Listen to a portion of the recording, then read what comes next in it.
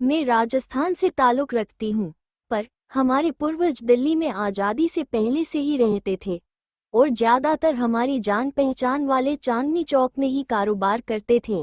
नमस्कार। आज की कहानी एक ऐसे बच्चे की है जिसने अपनी सूझबूझ से फर्श से अर्श तक पहुँच गया।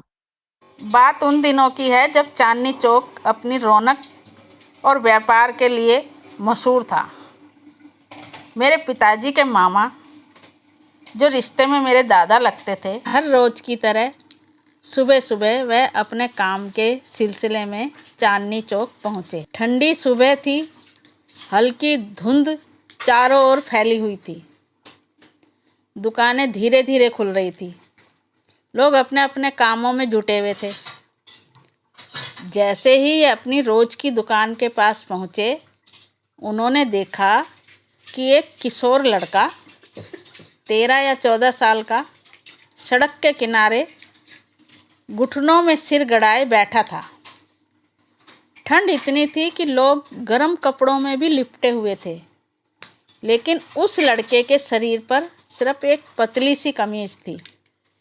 उसके पैर सूजे हुए थे और चेहरा भूख और थकान से मुरझाया हुआ था। मेरे दादा बोले, अरे इतनी ठंड में तू अकेले यहाँ पर क्या कर रहा है? लड़का सहम गया। उसकी आंखों में डर, लाचारी और बेबसी का मिला जुला भाव था। धीरे से बोला, काका, मैं गांव से आया हूँ, पर जिसे मैं ढूंढने आया था उसका पता मेरे से खो गया। अब मेरे पास वापस जाने के पैसे भी नहीं हैं। मुझे समझ नहीं आता मैं उसे कहाँ ढूंढूं और कैसे ढूंढूं। ना मेरे पास वापस जाने के पैसे हैं, ना कुछ खाने के। क्या करूं? मेरे दादा को उस मासूम की हालत देखकर दया आ गई। उन्होंने अपनी जेब से कुछ सिक्के निकाले। उस ज़माने में 4 आने, 8 आने यानी 25 पैसे और 50 पैसे बहुत मायने रखते थे।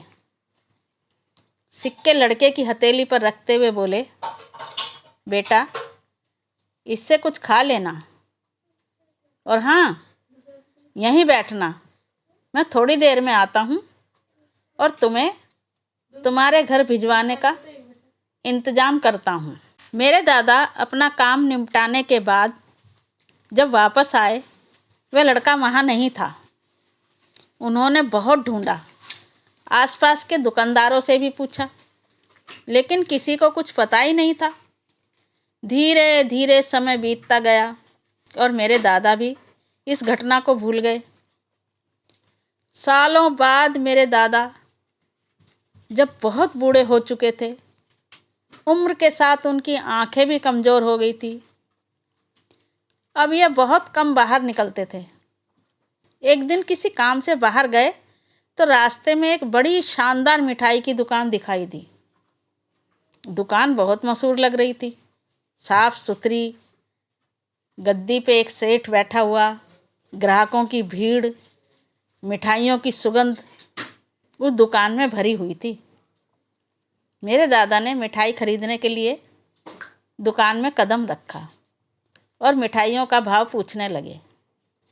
तभी एक लंबा, मजबूत, कद-काठी वाला व्यक्ति तेजी से दुकान के अंदर आया और बिना कुछ कहे झुककर दंडवत प्रणाम किया। मेरे दादा चौंक गए। बेटा, कौन हो तुम? मैं तो तुम्हें नहीं पहचानता। व्यक्ति की आंखें चमक उठी। उसने हाथ जोड़कर कहा, बाबा, क्या आपने मुझे नहीं पहचाना? फिर बिना रुके उसने अपने हाथों से मेरे दादा को गद्दी पर बिठाया और भावुक होकर बोला, बाबा, मैं वही लड़का हूँ जिसे आपने सालों पहले 50 पैसे दिए थे। अब मेरे दादा को ध्यान आया और उसकी ओर देखने लगे और वह अतीत की यादों में खो गए। व्यक्ति ने अपनी कहानी आगे बढ़ाई और बोले, बाबा, उस दिन अगर मैं उन पैसों से रोटी खा लेता तो शायद आज भी किसी गली में भूखा भटक रहा होता। लेकिन मैंने उन 50 पैसों में से एक टोकरी खरीदी और चांदनी चौक में लोगों का सामान ढोने का काम करने लगा। धीरे धीरे मेहनत करता गया और पैसे जोड़ता गया।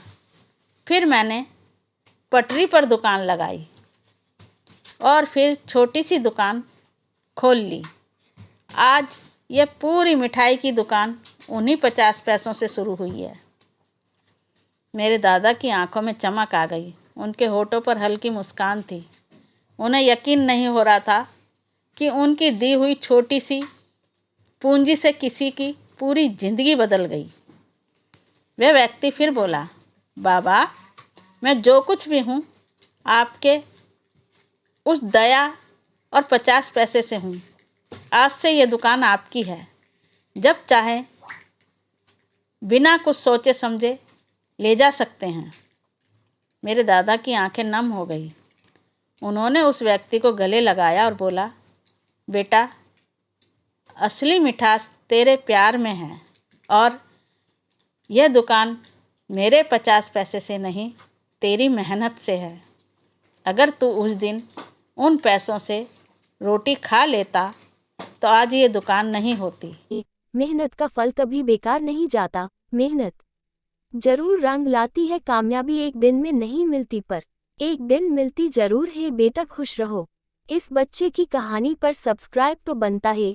और बताओ, अगर तुम उस बच्चे की जगह आप होते तो उन पैसों का क्या करते? लाइक और शेयर करके कमेंट जरूर करें। धन्यवाद।